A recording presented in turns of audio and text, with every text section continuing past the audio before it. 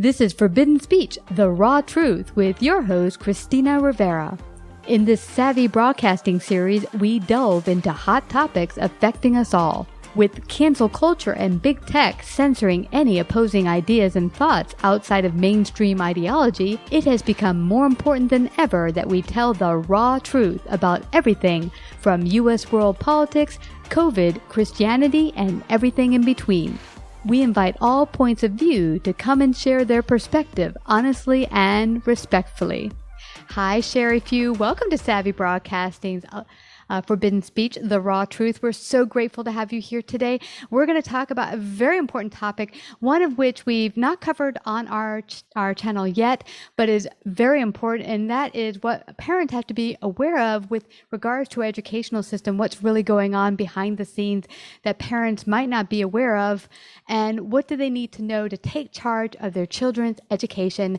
You work for USPIE, and that stands for United States Parents Involved in Education. And what parent doesn't want to be involved in their child's education? We hope all of them do. But before that, we talked just briefly about your kind of going into this and finding out more. Over 20 years ago, you started to see a problem. Share a little bit about this background. Okay, great.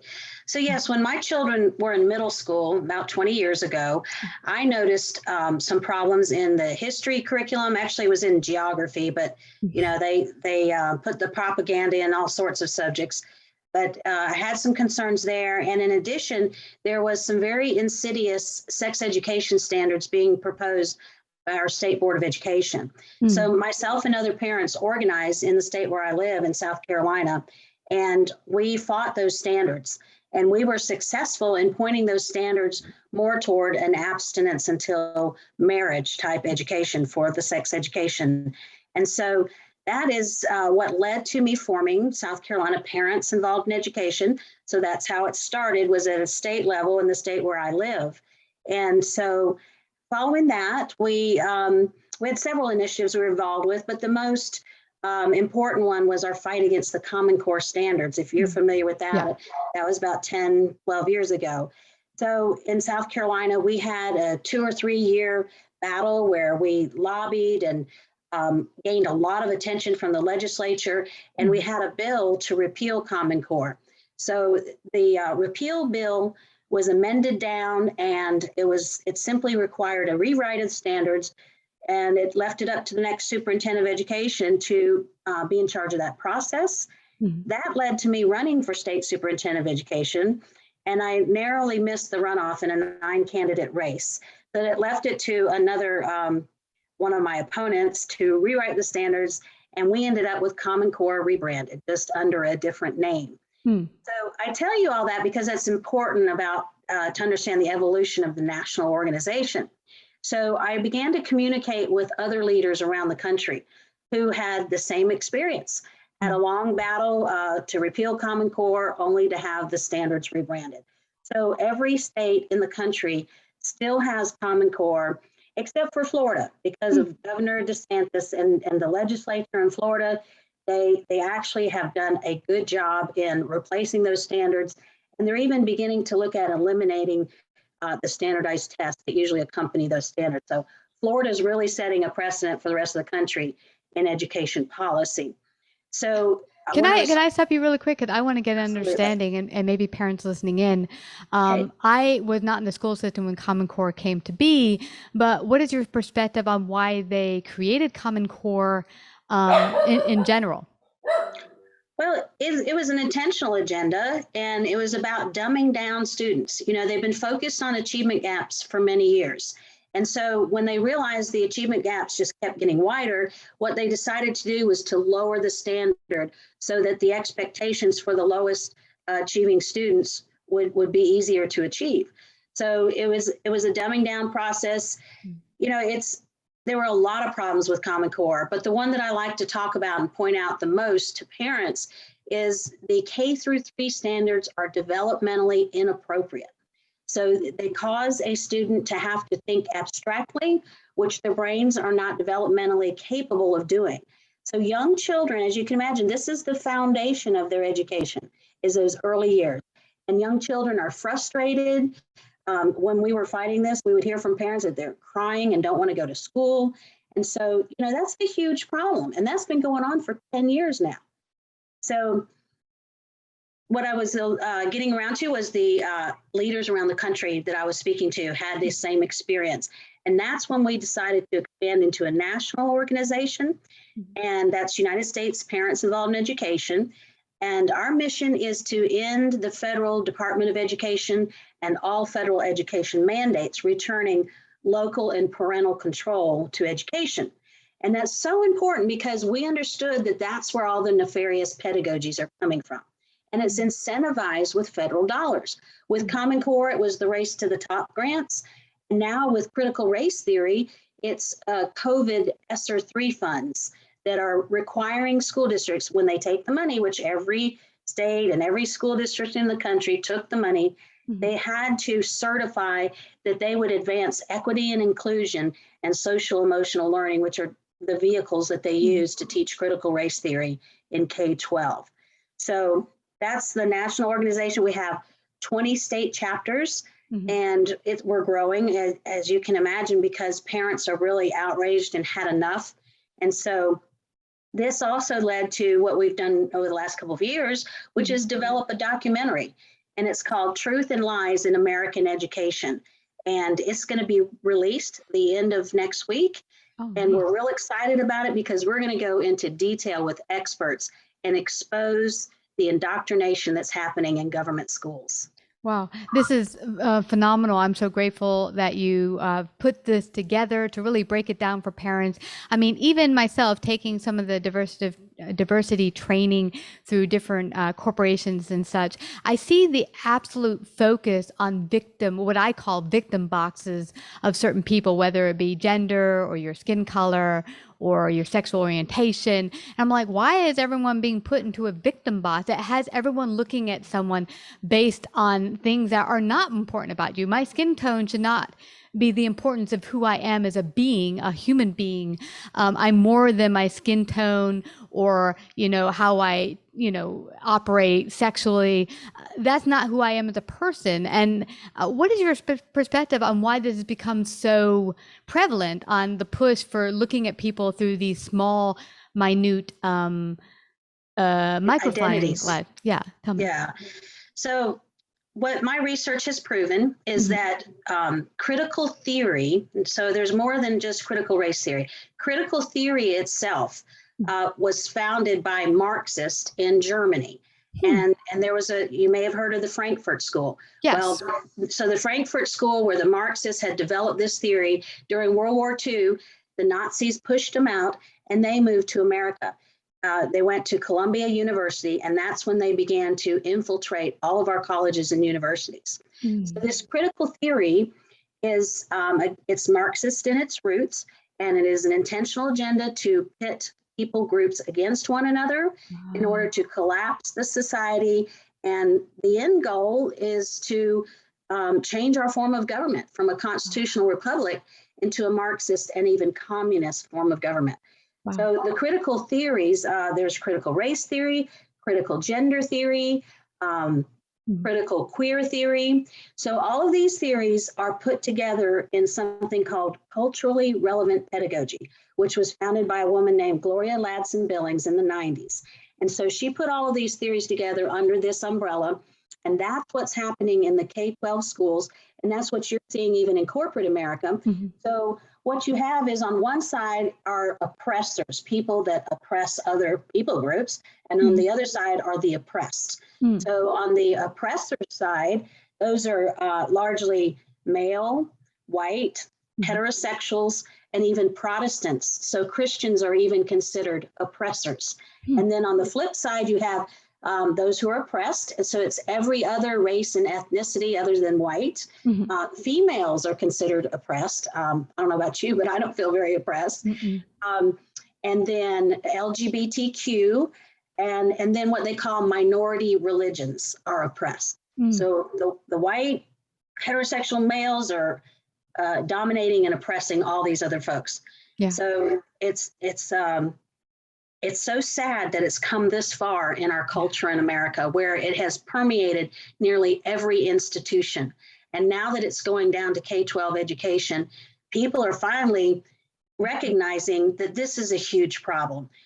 Because a lot of adults have turned a blind eye to it and, just tolerated whatever their businesses or the colleges and universities were requiring of them, just doing whatever was necessary to get through. And now that it's in K-12 education, parents are very upset that their children are being, and it's, you said victim boxes. Well, it is a victim mentality. Yeah. So it's not good for white kids or Black kids. And here's the thing. It's interesting that you mentioned this has been going on and came to Columbia University and started to initiate into the school doctrine and then eventually culture. Because I remember I went to high school in the late 80s. And I remember a moment, I was talking to my husband earlier this week, of sitting at a lunchroom table with a whole group of students that we hung out together. One was Black, one was Jewish. We were all different. One was Hispanic, I was white, but a whole group of different individuals. And we sat there one day talking about who's the most victimhood. I came from an Irish background. The Irish used to be indentured servants. The Black girls like, well, we were enslaved and brought here against our will. And then Jews were like, we had the Holocaust. And so we were like comparing notes, who had the bigger victimhood. And it was, we were still friends, but the idea that we were thinking like that, like who can get the bigger victim box, who can raise their hand and say, oh, no, that's me, I'm the bigger victim.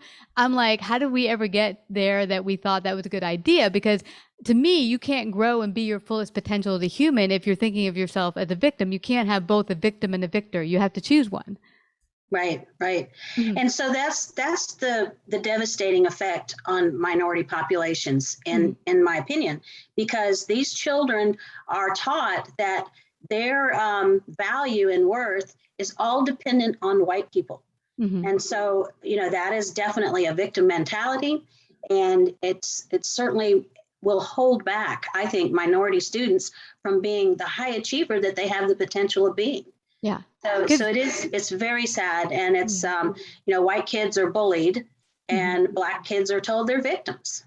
Yeah. And it's okay to bully other people because you're a victim. So you have to, push against your oppressor, which again, it's putting us all in. And it's interesting because what it eventually does, and you were saying it came from Marxist ideas, because if we are breaking ourselves down in the country from within and all, fighting against each other, it can't hold itself up. We will collapse as a country because all of us are fighting against each other. We don't have a common value.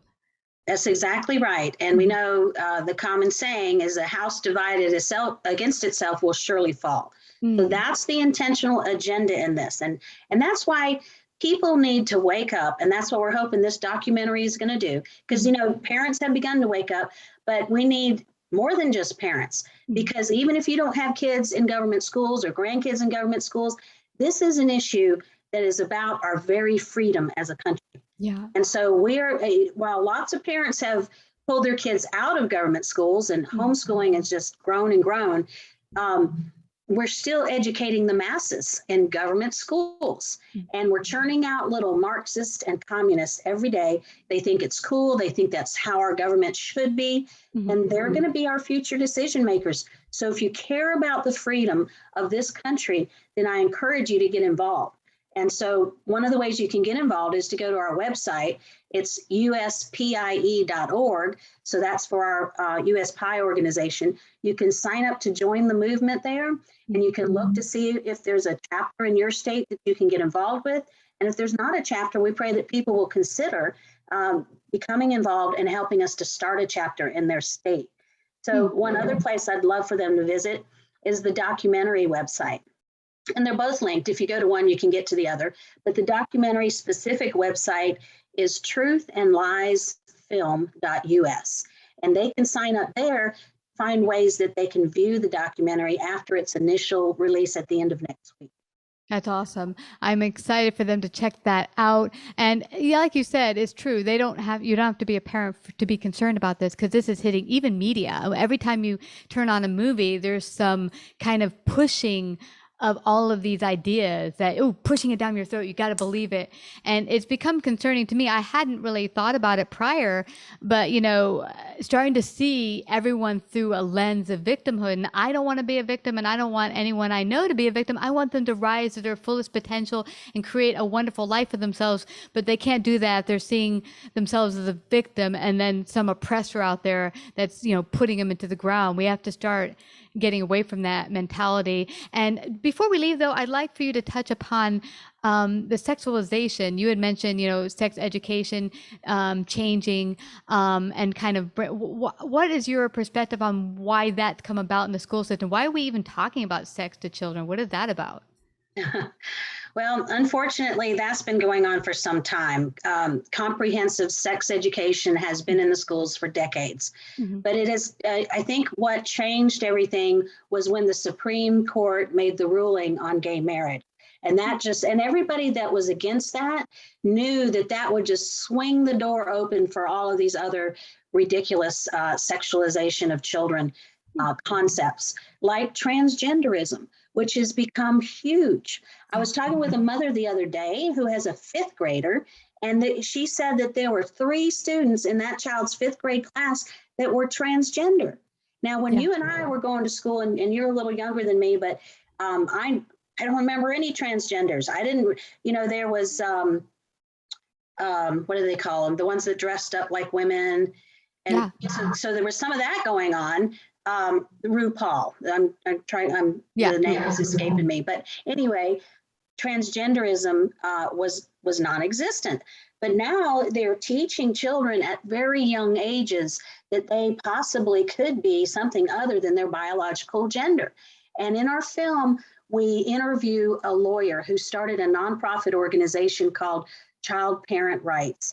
And she is defending families whose children have been groomed in a transgender lifestyle, even given puberty blockers and counseling against their parents without parental consent, behind their back. Yeah. So she has at least 3 federal cases that she's trying now. So that's why we pulled this piece into the documentary, so people can see how insidious it has become. The sexualization of children, the pornography that's in the books and the curriculum that they're using, it should be illegal. It absolutely is illegal, but no one's enforcing the law. And the same thing with critical race theory. It violates the Civil Rights Act and the Equal Protection Clause of the Constitution. Attorney generals need to be prosecuting this because there's already a law in the books that it violates. And that in the interview, my daughter-in-law interviews Dr. Carol Swain, who's been very outspoken on critical race theory, written an excellent book about it. It's called A Black Eye for America. If anybody wants to get the book, it's a great book on critical race theory. But what she told my daughter-in-law is that the culture has canceled Martin Luther King, that all of the work of the civil rights movement has been canceled. So because, he said we were supposed to judge people by the content of the character and not by the color of their skin. And that's the opposite of what's happening today. Yeah, it absolutely is. And I've actually talked to my husband about that, how, probably if you were out today and talking about his message, they would say, oh, no, you need to be canceled. You're totally a racist or something. I'm like, what? But, also what you mentioned about the sexualization, it is quite disturbing. And like you said, when I was going to school, we didn't have that going on. We did have talk of maybe here's some contraception if you want to have sex earlier before marriage. But everything was purely scientific. They would show you all of the sexual parts and what's going on inside your body because you're 13, you're about to have your period or whatever. But it was clearly completely scientific, literature based. It was no sexualization, like here's where this goes and do this with a partner at your young age and stuff like that. All of that stuff I'm seeing recently, it just throwing me for a loop that I can't believe you're trying to pass on to children. It's like the one thing I'm feeling is like, hey, if kids grow up and they start to go in a direction of saying, hey, I don't really feel comfortable in my own skin, let's go talk that out with a psychologist or something or a counselor. But to say in high school, oh, you don't feel like that? Okay, go in the next room. We'll give you some hormone blockers. I mean, that's hugely destructive to their growing body. They're not even fully grown yet, and you're starting to mess with their hormone system. It's just nuts. It is. It's really sad. And, one other thing that we cover in the film, and there's actually two other things, but one that I want to mention for sure is the anti-American propaganda. So children are being taught to hate their country. And they do. That's why they think communism is cool. So that has got to stop too. I think we are the only country in the world that doesn't teach their children to be patriotic and love their country. Yeah. So, even the communists do that, right? So it's, again, this intentional agenda. And then there's the whole workforce development model of education, which came out of the Clinton era. And so it's pigeonholing young children. They start them about fifth grade with a survey. And then based on that survey, they determine what career field they should be in. And so then by high school, they're having to declare a major, and they're even doing away with diplomas in some states, and they're graduating with certificates of mastery in a certain career field. So then what happens if, when my kids were in college, they didn't even know what they wanted to do after they graduated. And they even majored in things like, I have one son that's got a degree in English, and he works for our construction company, our family business, so he has this degree, but he's not applied it because he wasn't sure at that age what he wanted to do. But now we're expecting fifth graders to know what they're going to do when they grow up. And that's an attempt by the government to try to control the economy. And so that's another piece of the film that we expose, this government control issue and how it's damaging young children. Wow. And it's interesting. I had taken a test in high school where they had told me my best perfect career would be a flower, what do you call it? Florist. And I'm so glad I didn't go with that. But but it's interesting because, you don't know, you're growing, you're learning. I think, and there was a guy we had on who was running for New York local office, and he had said, what I'd like to see is that we, at like ninth grade, we end there and then we make it trade oriented, where you pick different things you're interested in and then you go out and you get to intern doing it. So then you get to try it on. It's like slipping on some shoes and see if you like it. Instead of going through a whole college and getting a degree in something and you're like, oh, I hate being a lawyer. It sucks. This way, work in a law firm, see if you like the environment and help out there. You're interning, you're getting experience for jobs later on, and you're seeing if you like to try on those shoes and that career and see if you want to go forward. Well, I think the solution is that we need to get back to a time-honored tradition in education. And this goes back even before the founding of our country. For thousands of years, children were taught through a classical approach, classical education. And a lot of homeschool parents use classical curricula. And Hillsdale College has a classical curricula, and they have what they call Barney charter schools where they're implementing these curricula. And so that's what we need to return to, which gives children a foundation in the core academics, teaches them how to think instead of what to think, and leaves the rest to the child and the family and even their faith community to see what their gifts are and make choices from there what their career will be. So that's what we need to return to, and that's what we're advocating for as an organization. Awesome. Yeah, because also often, and I've heard this many years, that people will naturally do things they're gifted at and not even consider that could be a career vocation choice, because when you're really good at something and it's something, your innate ability that God has given you, you just do it and you don't consider that, oh, maybe this could be used in some fashion as a vocation. Right. Yeah. Right. And that's how it should be. And not the government determining what career your child is going to have. Absolutely. Well, this has been fascinating. I am so grateful you came out today to discuss this. Again, everyone could go to USPIE.org, or they can go to truthandliesfilm.us and check out that documentary coming out, you said this week, correct? Yes, the end of this week. Awesome. Well, I just have to thank you again, Sheri Few, for all the work you're doing and everyone else. Everyone, if you're a parent, if you're not, go out there, check out their website, see how you can participate and help the country, your kids, even yourself. Even if you don't have children, we're all in this country and we can all help to make it better. Thank you so much, Sheri Few, for coming to Forbidden Speech, The Raw Truth, Savvy Broadcasting. Thank you, Christina, for having me. You betcha. Like, subscribe, and share this episode. To listen to more Forbidden Speech or Savvy episodes, visit SavvyBroadcasting.com. To find out about our paid sponsorship opportunities or how to become a guest, email Christina at lifeunscriptedradio.com.